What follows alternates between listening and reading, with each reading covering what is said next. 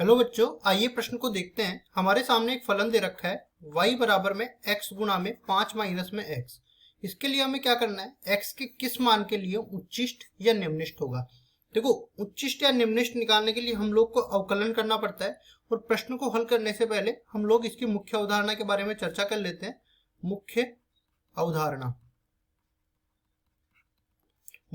में उच्चिष्ट या निम्निष्ट, देखो उच्चिष्ट या निम्निष्ट जांचना।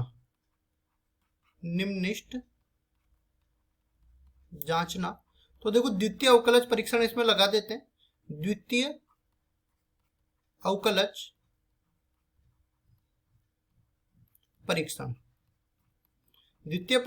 परीक्षण कैसे लगाते हैं हम लोग इसको भी समझ लेते हैं। देखो, अगर मेरे पास कोई फलन दे रखा है y के रूप में, मान लिया y बराबर में अपने को कोई फलन दे रखा है y बराबर fx मान लो। फिर मैंने इसका एक बार अवकलन किया तो dy बटा dx आ गया। अब dy बटा dx fx का अवकलन करने पर आया तो कोई भी आया उसको 0 के बराबर कर लिया। अब मान लो यहाँ पे दो मान आ गए x के, यहाँ पे x1 आ गया और इधर से x2 आ गया। ठीक है, फिर जो dy बटा dx था उसका एक बार और अवकलन कर देंगे, मतलब y का दो बार अवकलन कर लेंगे। ठीक है, और यहाँ पे x के दो मान है, चूंकि x बराबर x1 रखने पर अगर मेरे को x बराबर x1 रखने पर मेरे को ग्रेटर देन 0 मिल जाए तो इस बिंदु पर ये निम्निष्ट मिलेगा मेरे को, निम्निष्ट। और इसी तरह दूसरे अवकलज में हमें x बराबर x2 रखने पर लेस देन 0 मिल जाए तो ये मिलेगा मेरे को उच्चिष्ट। इस तरह से हम लोग द्वितीय अवकलज परीक्षण करते हैं।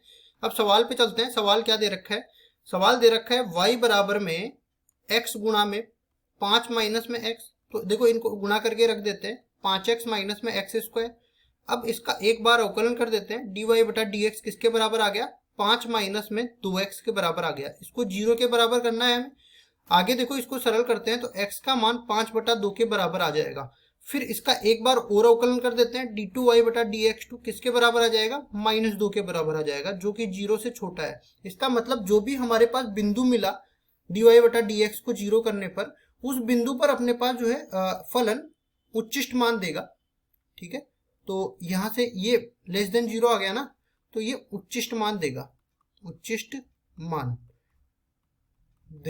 अब उच्चिष्ट मान क्या होगा, ये तो उच्चिष्ट मान वाला बिंदु मिल गया हमें x बराबर 5 बटा 2 को, लेकिन किस मान के लिए, हाँ किस मान के लिए हमें पूछा था, तो x का केवल मान हमें पूछा है, तो x बराबर 5 बटा 2 अपना उत्तर होने वाला है। और देखो, इसके अलावा ये तो किस मान पर दे रहा है, x के मान पर उच्चिष्ट मान दे रहा है, और उच्चिष्ट मान भी हमें पूछता तो वो भी हम लोग निकाल सकते थे। यहाँ पे देखो, निकाल के बता देते हैं। y बराबर में क्या दे रखा है, x गुणा में 5 माइनस में x बराबर 5 बटा 2 पर ये उच्चिष्ट मान दे रहा है, तो x का मान इसमें रख देते हैं, 5 बटा 2 गुणा में 5 माइनस में 5 बटा 2। तो y बराबर में 5 बटा 2 गुणा में 5 में से 5 बटा 2 हो जाएगा, तो 10 माइनस 5 बटा 2 बच जाएगा। टोटल मिला के अपने पास 25 बटा 4 बच जाएगा। तो ये आ गया उच्चिष्ट मान। ठीक है, लेकिन प्रश्न तो हमारा पहले ही खत्म हो गया था, केवल वो बिंदु हमें बताना था कि x के किस मान के लिए उच्चिष्ट या निम्निष्ट देगा। तो x बराबर 5 बटा 2 के लिए उच्चिष्ट देगा। यही अपना उत्तर है। आशा करता हूँ ये सवाल आपको समझ में आया होगा। धन्यवाद।